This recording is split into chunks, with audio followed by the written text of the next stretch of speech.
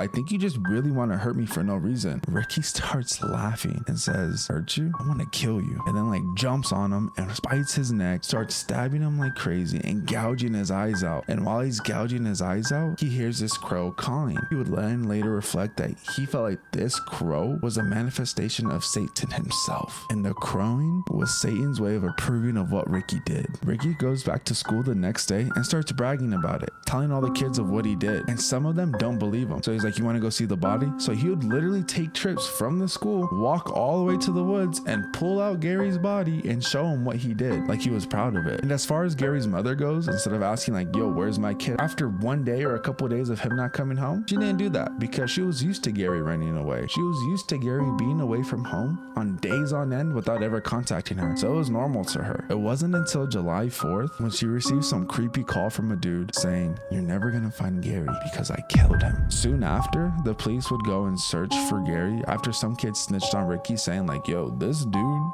keeps showing us a dead body. The next day, they end up finding Ricky and Jimmy sleeping together in a car, high as hell. They go and detain him and start interrogating them. Ricky goes first. Once Ricky comes out, he tells Jimmy, hey, don't worry about nothing. Like, I told him it was all on me. You had no involvement in anything. Like, it was all my fault, right? Well, it turns out Ricky was actually trying to throw Jimmy under the bus. Ricky was saying things like, Jimmy was the one that helped me beat him up. Jimmy's the one that threw the knife and told me to do this. He was trying to like offload it all on Jimmy. Ricky and Jimmy end up going to a holding cell and that other guy that they were with individually. And Ricky starts getting really paranoid. He's like, what if they still convict me? What if they put me in jail? Like, these people aren't gonna like me because I did this for satanic reasons. He gets so paranoid and worried, he ends up hanging himself in his own jail cell. Jimmy and his other buddy end up going to trial. When they go to trial, they tell these crazy stories that just didn't add up. One story was Jimmy and Ricky did it together. Another one was it was just Ricky doing it all by himself. Another story was Gary and Ricky were fighting.